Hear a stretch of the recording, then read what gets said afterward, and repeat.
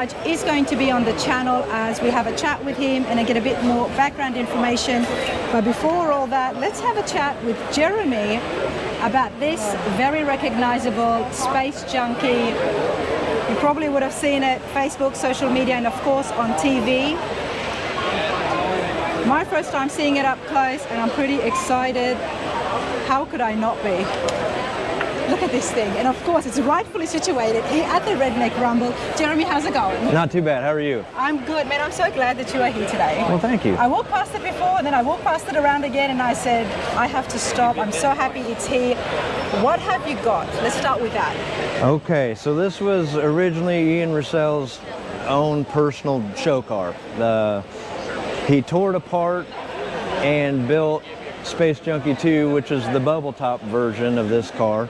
So the original body got kind of put in the side of his shop, and he eventually sold it, and it got bought and sold a couple times, and then I run across it off Facebook Marketplace. So I end up buy the body, 2 seat frames, and kind of knew I wanted to put it back together. I didn't know Ian's work, didn't know he was the original builder. I didn't know any of that. Okay. And so I just knew of the car. I had a picture of it saved on my computer from way back when it was built the first time. And then next thing I know, the body is sitting in my garage because I'd purchased it, you know? So I decided then, after I started scrolling through the folder in my computer, I go, there's that car, now I have the body, like, it needs to be put back together, you know? So ended up, I wanted to ask him a couple questions about it. And at the time, Ian wasn't a lot of social media stuff, so I ended up finding an Instagram account, and I'm like, okay, well, I'm gonna send him a couple questions. This was a while ago. Oh yeah, this has been 4 years or so. 4 years, yeah. So I sent him a message on Instagram after I add him, and I'm like, well, if this is his account, I have no idea. Yeah. And if I hear from him, cool. And if I don't, oh well, I'm still gonna build the car. And sure enough, I hear back from him, and I just wanted to ask him a couple questions. Yeah. Like, I wanted to ask him what steering box he originally used, because it's got the cowl side steering, it's got a blister on the side already, and I wasn't planning on really painting the car and redoing a lot as far as body work and paint goes. So I wanted to make sure I wanted the same, you know, steering box, and then I asked him like what original front end he had underneath it. So I got those 2 questions answered, you know, via text messages back and forth. But then the other thing that started happening is Ian started asking me questions, why I'm asking and what I'm doing. Yeah, so he starts asking me, well, why? What's going on? Oh, you got the body. What are you planning on? Or are you going to keep it the same? You know, so he started quizzing me, and I said, hey, from what I gather now, you're a busy guy. I said, give me a call. We can cover a lot more of this, you know, via on the phone than texting back and forth on Instagram. And he's like, sure, I'll call you in 3 hours. He called me in 3 hours, and by the end of our hour and 20-minute conversation on the phone, he's like, well, let's pitch it to Brooks, who's the camera guy and also the producer of Full Custom Garage. He goes, let's see if we can redo it on TV. And I was kind of hesitant at first, and I'm like, okay, you know, I've kind of been around the block, and my dad's been around the block with some things, and I'm like, I don't know if I want to do it. But Jeremy, you've got a shop yourself as well. Yes, me and my dad, we have Pro Series components out of Kaiser, Missouri, and we've been doing hot rod stuff and custom anything from, I mean, my dad's been doing it for 60 years, and I've followed in his footsteps, so you know? You knew the skills, you knew what was Oh, yeah. Well, I knew what it took to put it back, and I totally wanted to make it pay homage to Ian, because I'd never seen the car finished, the original. Okay. But I knew of pictures and stuff, and it looked like a nice car. And but I wanted to make sure I did it and made it to where he'd at least look at it and go, okay, that's not a piece of garbage. He did a good job, you know? It's definitely not a piece of garbage. Now, for you guys at home and for my own curiosity, I'm going to put a couple of pictures of what the car originally looked like. Yeah. Now, you tell me, what is the changes that you guys did? And I'm sure we've seen it on TV, but I actually have not seen that episode. Gotcha. So let's start from the beginning. What did you start changing? Okay, so originally it had, I believe, the 31 Chevrolet front suspension, or the front axle underneath it. And so after talking with Ian, he had some clearance issues and whatnot with how it came up from the bottom and grabbed the bottom of the perches and everything for the front end. And he was always saying that it would bottom out and hit things. So we wanted to make that different because 1.5 was going to be better than the first car. So we wanted to make sure that we weren't going to have issues that he had the first time. Yeah. So we changed out the front end to a F100 front end off of a Ford. Yeah, okay. Ford. And then put disc brakes on it and stuff. And then it had an Oldsmobile straight 8 originally, and it had the stacks coming out right between the frame and the body right here. So all 8 stacks came out on one side. So we decided to split it and make it kind of look like a V8 and kind of tune the exhaust and had it coming out both sides this time around. So what engine have you got here now? This one now, rather than the Oldsmobile that was the original, this is a Pontiac version, which I don't know all the idiosyncrasies of, you know, being able to look at it and identify it, but Ian said that if you had them probably sitting side by side, they're pretty identical. Okay. So we went that route on this time. You know, I found this motor down in Arkansas and ended up, we changed the intakes just a little bit from the original. This one's tighter and this one was tighter. I wanted this to kind of flow with the body line here. Okay. So we kind of made them a little bit different so that it flowed a little bit better. I added more pink to the car than what was original. Like I like the little pink accents, like the transmission lines and then the little pink pinstripes. And I did the firewall pink. The whole underneath side of the car is pink Raptor liner. It's got a belly pan underneath it now and covers the rear suspension. I'm loving the pink because it goes so well with root beer. Is that what we're going to call this, the color? Root beer? I call it, what it's based off of is Neapolitan ice cream, chocolate, vanilla, strawberry. But we kind of made it more of a root beer candy now. Okay. So it's changed up a little bit that way. The interior is quite a bit different than the original because originally the main part of the frame originally came up like the VW and was kind of like a skeleton on the inside, and he had a single rear airbag originally for the rear end, and then he had a single front airbag on the front end. But I was like, man, if we're going to do this time, I'd really like to make it to where it functions better. You know what I mean? Like it is feasibly driven. If you want to take off in this and go, you can. But of course, I pushed it too far and kind of got it a little more dolled up than what I anticipated. I did end up repainting and doing, or my buddy Chet Horman did.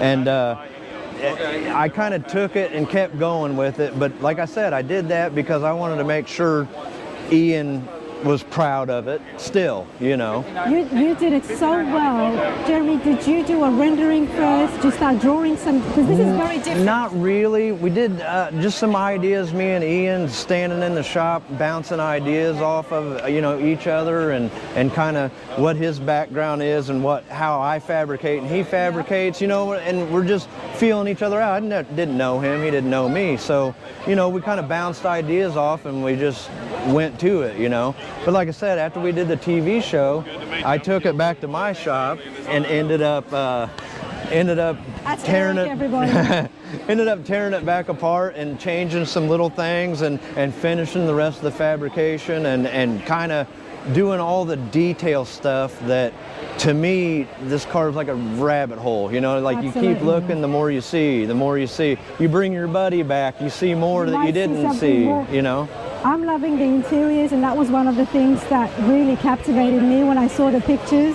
So I want to have a seat inside. Yes, yes. Very different. It's practically let me throw this out there.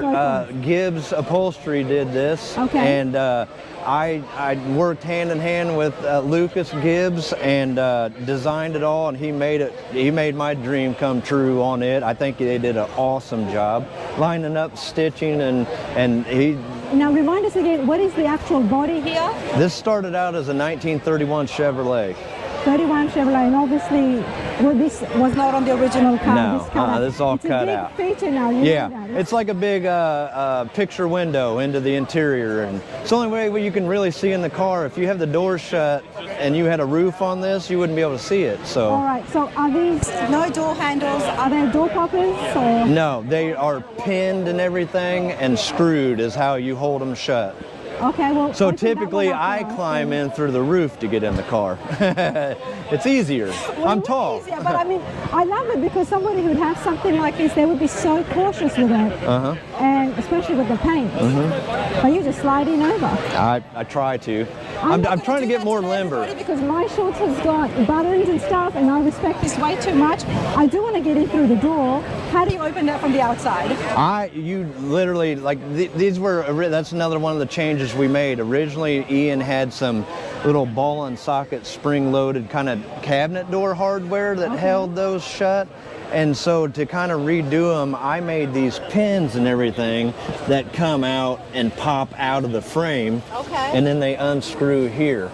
So you kind of, but this, since I don't climb in and out of the car, I always have them already shut, and then I just climb in through the roof and they're already pinned. So it's kind of time consuming, but it was a way that it kept the doors pinned and aligned, and then it keeps also the paint scheme and the lines lining up on the outside. And there was like a lot involved in me trying to figure out how to make it to where when everything was closed, everything still lined up, you know.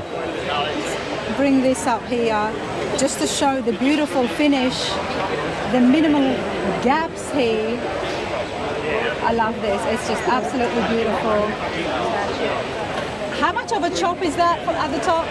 I forget what he said he originally took out of the car. It was like 8 inches or 9 inches, but then it's also sectioned out of the body as well. And I mean, and you know, Ian, you've seen the show. If you follow any of this stuff, there's no guideline. It's step back and look at it and say, and you know, do the visual thing and go, yep, that's what it needs to look like. But I have the original sketch that he started with on a piece of cardboard. And like one of the big things was he wanted these rear tires to be about even with that roof, and he wanted this little bitty curve, you know, and then that was kind of what the original start of the original car was. So with that being said, when we reinvented this version of it, we wanted to keep it as realistic to that too. And obviously it's on airbags. Yeah, it's on airbags on the front and the rear. And I love the back here. Does that come down? No, it doesn't come down, but the radiator's in the back. I see. And then I've also built in some LED lights for the interior lights and everything. There's other interior lights that are built into it. The steering wheel is out of a Saberliner aircraft, and all the buttons function. Your front and rear airbags are on there on rockers. You got your left and right turn signal, headlight switch. You actually kill the car on the left side, the red button, and you can start it from the right side. So everything functions through the steering wheel as well. Let's go have a seat. I'm going to let you jump in over the top there. Okay, all right. So we don't have to open that door, and I can come in Through this side. Okay.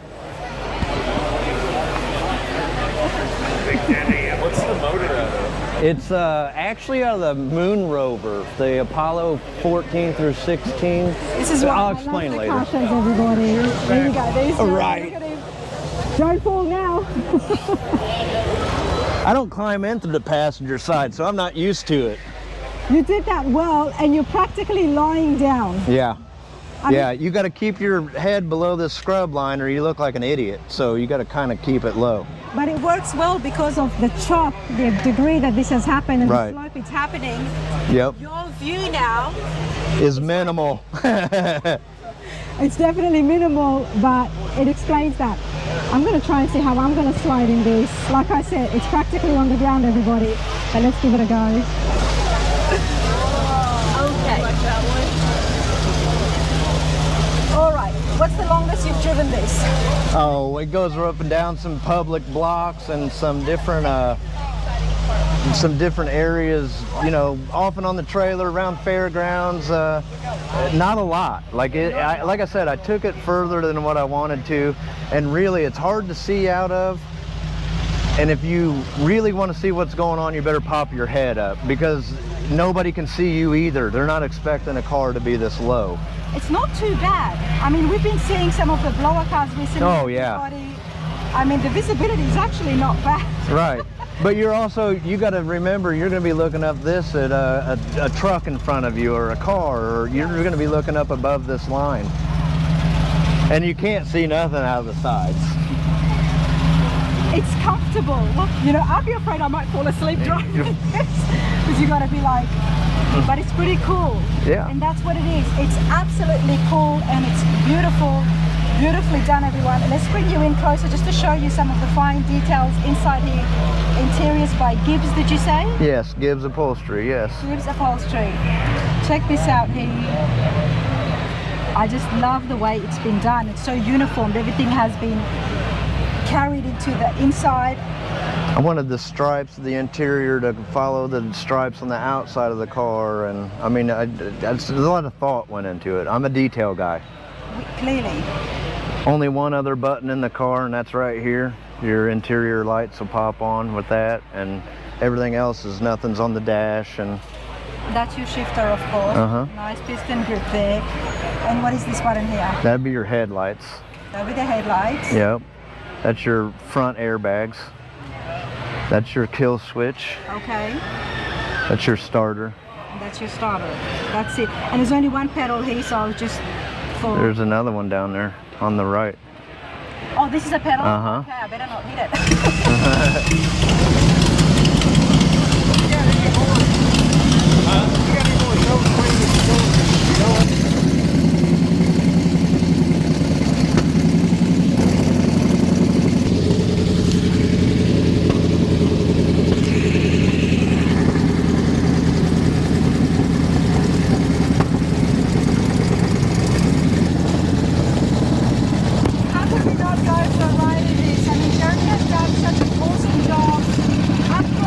Customizing this Space Junkie even more.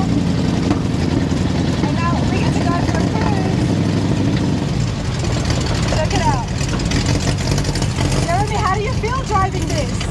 Cramped.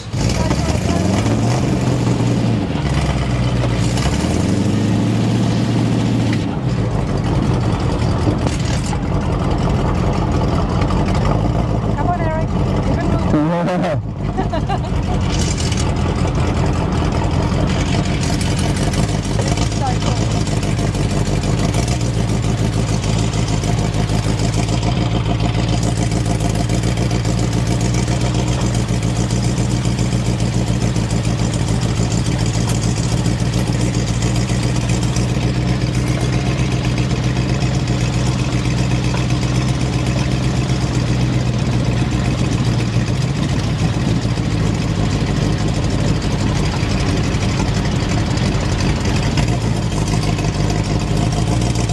But see, hard to see out of. It is a bit, isn't it? The window is very small. Right. And then you can't see out of the side. Especially when you've got a passenger.